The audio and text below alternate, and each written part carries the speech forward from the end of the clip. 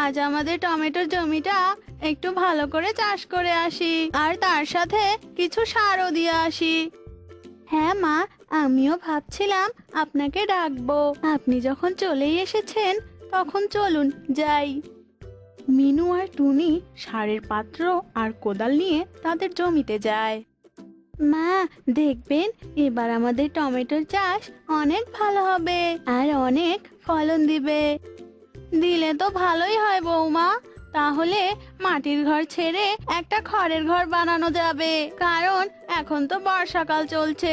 যখন তখন বৃষ্টি এসে আমাদের ঘরটা ভেঙে দিতে পারে। আমাদের তো আরও তো সামর্থ্য নেই যে পাথরের ঘর বানানোর স্বপ্ন দেখব। তা আপনি ঠিকই বলেছেন মা। এই দেখুন, গল্প করতে করতে আমাদের সব কাজই শেষ হয়ে গেছে। এবার শুধু সারগুলোই দেয়া বাকি আছে। চলুন মা, আমরা এবার সারগুলো দিয়ে দেই। এরপর দুই বৌমা মিলে জমিতে সার দেওয়ার কাজও সেরে ফেলে। এরপর ওরা তাড়াতাড়ি বাড়িতে ফিরে যায়। মা, মা, আজ তুমি আমাকে একটা কথা বলা পুতুল কিনে দাও না। মারে, পেটে খাবার দেওয়ার মতো কোনো টাকা নেই, আর সেখানে তোকে আমি কি করে কথা বলা পুতুল কিনে দেই? মা, তুমি খুব পচা, আমাকে কিচ্ছু কিনে দিতে চাও না। বাবা অনেক ভালো ছিল।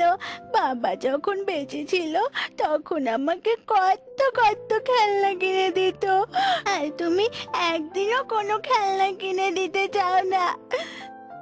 ওভাবে বলিস না রে মা, আমারও তো শখ হয় তোকে কিছু কিনে দেওয়ার, কিন্তু আমার যে সাধ্য নেই রে মা। বাবা, ও বাবা, তুমি আমাকে ছেড়ে কেন চলে গেছো? তুমি আবার আমার কাছে ফিরে এসো না বাবা, ও বাবা। দিদি ভাই, ওভাবে কাঁদিস না দিদি ভাই। আমার যে খুব কষ্ট হয়। আমার ছেলেটা যখন বেঁচে ছিল তখন আমার পুরো বাড়িটা আনন্দে ভরা ছিল, কোথাও কোনো অভাব ছিল না। আর আজ চারিদিকে অভাব গ্রাস করে আছে। মা, আপনারা দুজন যদি এমন অবুঝের মতো কথা বলেন তাহলে কি আমি ভালো থাকতে পারবো বলুন মা? ঠিক আছে, আমরা আর এখন কোনো কান্না করব না। আমরা অনেক হাসি খুশিতে থাকবো। আর দিদি ভাই, আমাদের টমেটো গুলো বড় হোক। আমরা টমেটো বিক্রি করে যে টাকা লাভ পাবো সেটা দিয়ে তোকে আমরা কথা বলা পুতুল কিনে দেব। ঠিক আছে ঠাম্মি, আমার খুব মজা লাগছে। তবে তাই হবে, কিনে দিও তখন। এবার নিজের ঘরে গিয়ে চুপটি করে পড়তে বস, কেমন? ঠিক আছে ঠাম্মি, আমি এক্ষুনি যাচ্ছি। মা, মা, আপনার কি হয়েছে মা? আপনি তো এত বেলা অবধি কোনোদিনও ঘুমান না। মা, ও মা। বৌমা, আমার শরীরটা খুব খারাপ লাগছে। আজ আমি বিছানা থেকে উঠতেই পারবো না। তুমি আজ একটু একা হাতে সবটা সামলে নাও, ঠিক আছে? আচ্ছা ঠিক আছে মা, আমি আপনার জন্য ঔষধ আর খাবার নিয়ে আসছি। এরপর টুনি রান্না বসিয়ে ঔষধের দোকানে যায় ঔষধ আনতে, আর টুকি ঘুম থেকে উঠে খেতে চলে যায়। আর এদিকে চুলোর আগুন উপরে উঠে আসে, আর তারপর পুরো রান্নাঘরে আগুন লেগে যায়। বৌমা, টুকি, আমাকে বাঁচা, আমি যে আগুনে পুড়ে যাচ্ছি। বৌমা! এ কি, আমার বাড়িতে আগুন! মা, কোথায় আপনি? মা! টুনি এভাবে চিৎকার করতে করতে অজ্ঞান হয়ে যায়। এদিকে সবাই আগুন নিভিয়ে মিনুর মৃতদেহ বের করে আনে, আর তারপর মিনুর সৎকার করায়। মা, আপনি এভাবে আমাদের ছেড়ে চলে যাবেন তা আমি কখনো ভাবতে পারিনি, কখনোই না। আপনি এতদিন আমার মাথার ওপর ছাতার মতো ছিলেন। এখন আমি সেই ছাতাটা কোথায় পাবো মা, কোথায় পাবো? শুনলাম তোর বাড়িতে নাকি আগুন লেগেছে। আর লাগবেই না কেন, কারণ তুই যে একটা অপয়া অলক্ষী। প্রথমে নিজের স্বামীকে খেয়েছিস, আর এখন নিজের শাশুড়িকে খেলি, আর তারপর নিজের মেয়েটাকেও খাবি রে। এটাই তো তোর ইচ্ছে, তাই না? না, এটা কখনোই না। আমি অপয়া অলক্ষী না। আমি আমার স্বামীকেও মারিনি আর শাশুড়িকেও মারিনি। আমি কাউকে মারিনি, আর আমি আমার মেয়েকে অনেক ভালোবাসি। আর তুমি এসব কি বলছো? হ্যাঁ, চলে যাও, চলে যাও তুমি আমার সামনে থেকে। সত্যি কথা বললে তো গায়ে লাগবেই।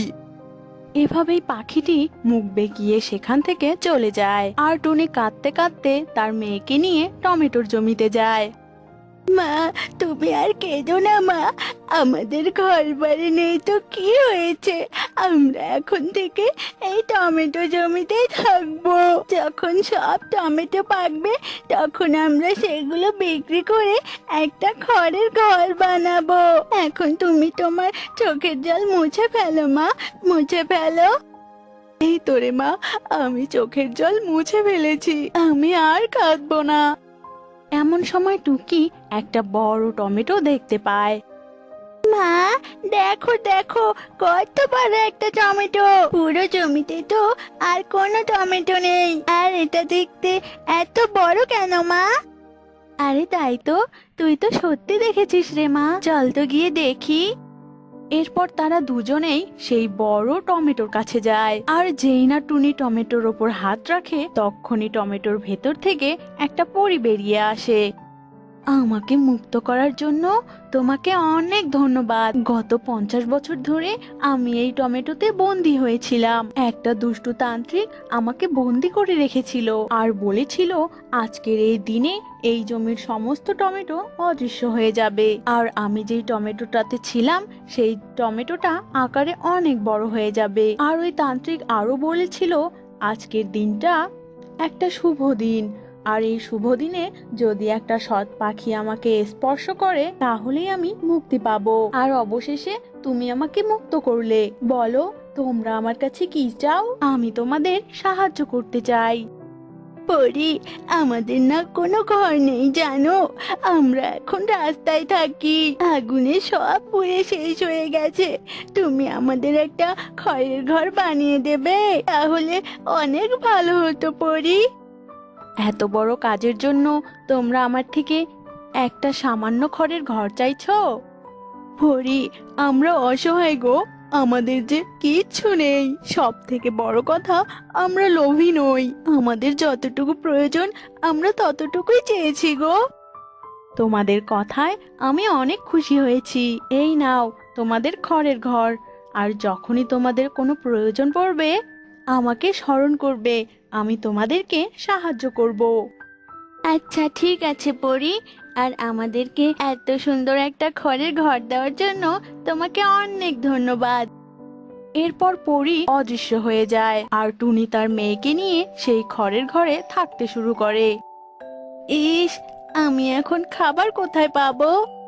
টুনির এ কথা শেষ হতে না হতেই সেখানে খাবার এসে যায়, আর তাদের প্রয়োজনীয় সবকিছুই তাদের ঘরে প্রকট হয়। এসব দেখে তো টুনি ভীষণ খুশি হয়। দেখ মা টুকি, আমাদের কত কি, এখন আর আমাদের কোনো অভাব রইল না। এরপর থেকে তারা মা মেয়ে মিলে অনেক সুখে দিন কাটাতে থাকে। এরপর একদিন সেই বৃদ্ধা পাখি টুনির ঘরের সামনে এসে হাজির হয়, আর উকি দিয়ে বলে, এ মা, এটা খড়ের ঘর নাকি সোনা দানার ঘর? এই অপয়া টুনি এই ঘর কোথায় পেল? এই ঘর তো আমায় নিতেই হবে।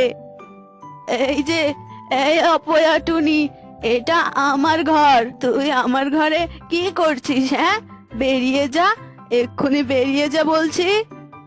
এটা আমাদের ঘর, তুমি আমাদের ঘরে ঢুকেছো কেন? হ্যাঁ, কোন সাহসে ঢুকেছো? এক্ষুনি বেরিয়ে যাও বলছি। টুনির এমন কথা শুনে বৃদ্ধা পাখিটির গায়ে আগুন ধরে যায়, আর ঠিক তখনই একটা গায়েবী আওয়াজ হতে থাকে। এটা পবিত্র খড়ের ঘর, এই ঘরে যে অন্যায় করতে চাইবে সেই ধ্বংস হয়ে যাবে। টাকার লোভ। অনেক টাকার লোভে মিনুটুনটুনি টোনাকে 4 বার বিয়ে দেয়। এরপর কই আমার বাড়ির মহারানীগুলো কই? আমার ছেলে যে কাজে গেছে, এটা কি কারো খেয়াল আছে? ঘরে কি আজ কোনো খাবার রান্না হবে না? কি গো বড় বউ, কোথায় গেলে?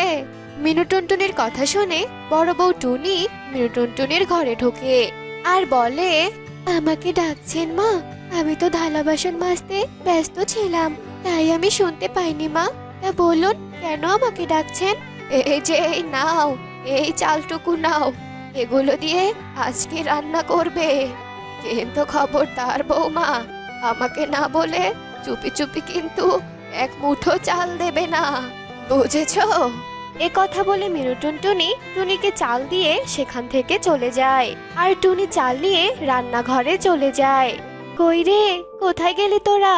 মুন্নি, কণিকা, বিউটি, এদিকে আয় তোরা, আমাকে একটু রান্নার কাজে সাহায্য কর। টুনির ডাক শুনে মুন্নি, কণিকা আর বিউটি রান্নাঘরে চলে আসে আর টুনিকে রান্নার কাজে সাহায্য করতে থাকে। চার বউ মিলে রান্নাঘরে হাসি মজাতেই রান্না করতে থাকে। এদিকে মিনু টুনটুনি তাদের এত হাসি শুনে রান্নাঘরে চলে আসে আর বলতে থাকে, বাহ, হায় রে, এ কোন কুলক্ষীদের আমি ছেলের বউ করে এনেছি। এতটুকু রান্নার জন্য একসাথে চারজনকে বলে রান্না করতে হয়। বাড়ির বাকি কাজগুলো কে করবে শুনি? আমি কি আমার ছেলেকে আবার বিয়ে দেব নাকি? হ্যাঁ ছোট বৌমা, তুমি আমার ঘরে এসো, আমার প্রচন্ড পা ব্যথা করছে, আমার পা টিপে দেবে। মিনু টুনটুনির এমন কথা শুনে মুন্নি আর কণিকা মুখ গোমরা করে অন্য কাজ করতে চলে যায়। আর ছোট বউ সুখী পায়রা মিনু টুনটুনির পা টিপে দেওয়ার জন্য তার ঘরে যায়। এর কিছুক্ষণ পর টুনির রান্না শেষ হলে টুনি মিনু টুনটুনি আর টোনাকে খেতে দেয়। তাদের খাওয়া শেষ হলে মুন্নি, কণিকা আর বিউটি টুনির কাছে আসে আর বলতে থাকে, দিদি, ও দিদি, আমাদেরও এবার খেতে দাও। সারাদিন হাড় খাটুনি কাজ করে খিদের জ্বালা আর সহ্য করতে পারছি না দিদি। খাবার নেই রে বোন, আমাকে মা যতটুকু চাল বের করে দেয় তাতে তো ওদের দুই মা ছেলেরই খাবার হয়, আর আমাদের খাবারই থাকে না রে। আমি কোথায় থেকে এখন তোদের খাবার খেতে দেব বলতো? টুনির কথা শুনে ছোট বউ বিউটি পায়রা অনেক রেগে ওঠে আর বলতে থাকে, কেন খাবার নেই দিদি? বাবা তো বিয়ের সময় অনেক যৌতুক দিয়েছিল। বাবা ভেবেছিল আমি রানীর মতন থাকবো, আর এখন তো আমার কপালে কোনো খাবারই জুটছে না। সারাদিন কত কাজ করি এই বাড়িতে, ঠিক মতো খেতেও পর্যন্ত পাই না।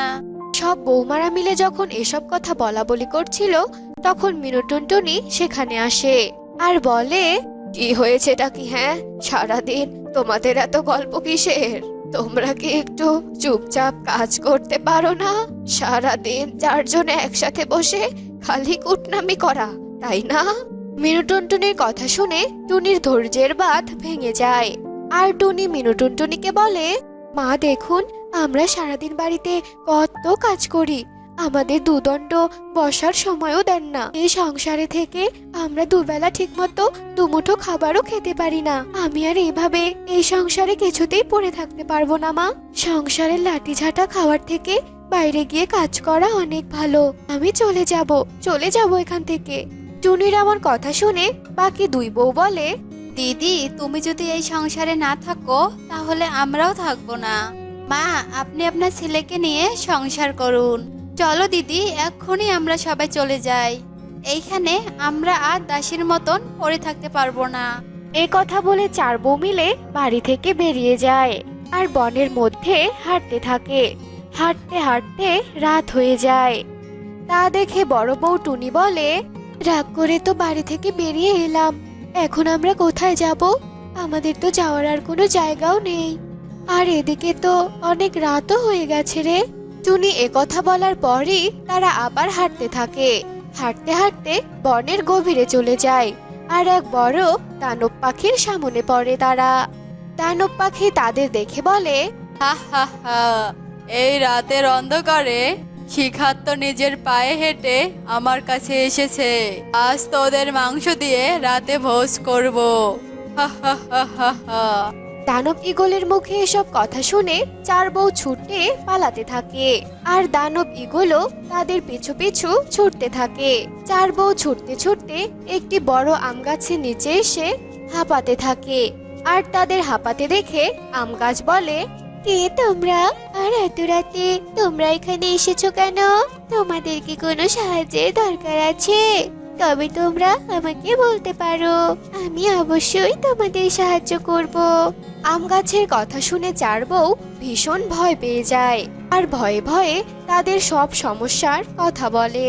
তা শুনে আম গাছ বলে, ভয় পেও না তোমরা, আমার গাছের কাছে একটা কোঠর আছে, তোমরা সেখানে লুকিয়ে পড়ো আর তোমাদের কেউ খুঁজে পাবে না। আম গাছের কথা শুনে চার বউ মিলে আম গাছের কোঠরে ঢুকে পড়ে আর দানবীগল তাদের ধরতে না পেরে চলে যায়।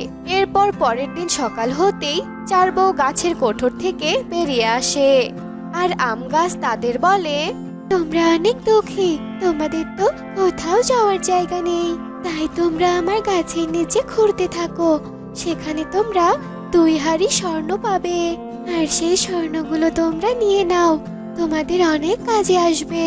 আম গাছের কথা শুনে চার বউ মিলে গাছের নিচে ঘুরতে থাকে আর তারা সত্যি সত্যি 2টি স্বর্ণের হাঁড়ি পায়। আর তা নিয়ে ওরা 4 জন গাছকে ধন্যবাদ জানিয়ে সেখান থেকে চলে যায়। তারপর বনের গভীরে গিয়ে একটা রাজপ্রাসাদ বানায় আর তারা 4 জন সুখে শান্তিতে সেখানে বসবাস করতে শুরু করে। এভাবেই দিন কেটে যায়। এরপর বনের মধ্যে ভীষণ খরা দেখা দেয়। খরার কারণে বনের চারদিকে অনেক অভাব পড়ে যায়। তখন টুনি সবাইকে বলে, আমি ঠিক করেছি আমি আমাদের প্রাসাদের সামনে একটা পুকুর কাটবো, তাহলে বনের সবার আর কারোরই জলের অভাব থাকবে না, বনের সবার অভাব দূর হয়ে যাবে। বিউটি, তুই বনের কাউকে বলে আয় যে আমরা আমাদের টাকা খরচ করে একটা পুকুর দিচ্ছি আর এর জন্য আমাদের অনেক লোকের দরকার হবে। আর যার যার কাজ করার ইচ্ছে আছে তাদেরকে যেন সঙ্গে করে নিয়ে আসে। টুনির কথা শুনে বিউটি বনের এক পাখিকে সেই সংবাদ দিয়ে আসে। পরের দিন ওই পাখি বনের অনেক পাখিকে নিয়ে আসে পুকুর খনন করার জন্য এবং তারা সবাই মিলে পুকুর খনন করতে থাকে। এদিকে বিউটি পায়রা দেখে, কি এটা টোনা আর এটা আমার শাশুড়ি মা না, এনারা এখানে এসেছে কেন? এখন এই টুনি দিদিকে সবটা বলে দিতে হচ্ছে তো, এরা হঠাৎ এখানে কেন? এরপর বিউটি পায়রা টুনিকে গিয়ে সবটা বলে। সব শুনে টুনি বিউটি পায়রাকে বলে, ঠিক আছে বিউটি, কাজ শেষে তুই তোকে আড়াল করে ওদেরকে রাজপ্রাসাদে ডেকে পাঠাবি। টুনির কথা শুনে বিউটি পায়রা ওর মুখ বেঁধে টোনা আর মিনুটুনটুনির কাছে যায় আর ওদের রাজপ্রাসাদের ভেতরে নিয়ে আসে। আর তাদেরকে রাজপ্রাসাদের ভিতরে নিয়ে বিউটি পায়রা তাদেরকে খেতে দেয়। খাবার দেওয়া দেখে টোনা তার মাকে বলে, আচ্ছা মা, ওদের সবাইকে খেতে না দিয়ে আমাদেরকে কেন খাওয়াচ্ছে মা? নিশ্চয় এদের কোনো মতলব আছে। আমি শুনেছি এদের পুকুর খনন করতে যদি 2টো পাখির মাথা কেটে দেওয়া হয় তাহলে নাকি জল তাড়াতাড়ি উঠবে। এরা বুঝি আমাদের মাথা কেটে ফেলবে মা, আমার ভীষণ ভয় করছে। টোনার কথা শুনে মিনুটুনটুনি ভীষণ কাঁদতে থাকে। টোনা বাবা রে, এসব যে আমার পাপের ফল রে বাবা। আমি যদি আমার লক্ষ্মীর মতো বউদের তাড়িয়ে না দিতাম তবে এত তাড়াতাড়ি আমাকে জীবন দিতে হতো না। 4 বউ নিশ্চয়ই আমাদের অনেক অভিশাপ দিয়েছে, তাই ওদের অভিশাপের ফলে আজ বুঝি আমাদের মাথা কাটা যাবে রে বাবা। মিনুটুনটুনি যখন এসব কথা বলছিল তখন বিউটি পায়রা টুনিকে ওড়না দিয়ে মুখ বেঁধে ভেতরে নিয়ে যায়। টোনা আর তার মা ভেতরে গিয়ে দেখে আরো 3 জন মুখ বেঁধে ভেতরে বসে আছে। তা দেখে মিনুটুনটুনি হাঁটু বেঁধে তাদের সামনে বসে পড়ে। মা, ও মা, আমাদের ক্ষমা করে দাও মা, আমি আর কারোর সাথে কোনো অত্যাচার করব না। আমি জানি এগুলো আমার কর্মের ফল। আমি যে আমার 4 বৌমার সাথে অনেক অন্যায় করেছি। মা ঠিকই বলেছে, আপনারা আমাদের ক্ষমা করে দিন। আসলে আমার 4 লক্ষ্মী বউ অনেক ভালো ছিল। ওরা চলে যাওয়ার পরে আমাদের সংসারে অভাব চলে আসে। এরপর আমি আমার বউদের অনেক খুঁজেছি, কিন্তু কোথাও তাদের খুঁজে পাইনি। তারা যে এখন কোথায় চলে গেছে সেটাই তো জানি না। এসব কথা শুনে টুনি ওড়নার ভেতর থেকে বলে ওঠে, কে বলেছে আমরা আপনাদের মাথা কেটে দেব? আপনারা যে নিজেদের ভুল নিজেরা স্বীকার করেছেন এটাই অনেক। আপনারা আপনাদের কর্মের সাজা পেয়েছেন। জানো, আমার 4 বউয়ের কথা আজ আমার অনেক মনে পড়ছে। তারা যদি ফিরে আসতো আমি তাদের কাছে ক্ষমা চাইতাম। মিনুটুনটুনির কথা শুনে 4 বউ মুখ থেকে ওড়না সরিয়ে ফেলে। আর চার বউকে দেখে মিনুটুনটুনি আর টোনা অনেক অবাক হয়ে যায় আর তাদের কাছে ক্ষমা চায়। আর চার বউ তাদেরকে ক্ষমা করে দেয়। এরপর থেকে মিনুটুনটুনি, টোনা আর চার বউ মিলে অনেক সুখে শান্তিতে বসবাস করতে শুরু করে। তো বন্ধুরা, আমাদের আজকের এই গল্পটি তোমাদের কাছে কেমন লেগেছে তা কমেন্টে জানাতে ভুলো না কিন্তু।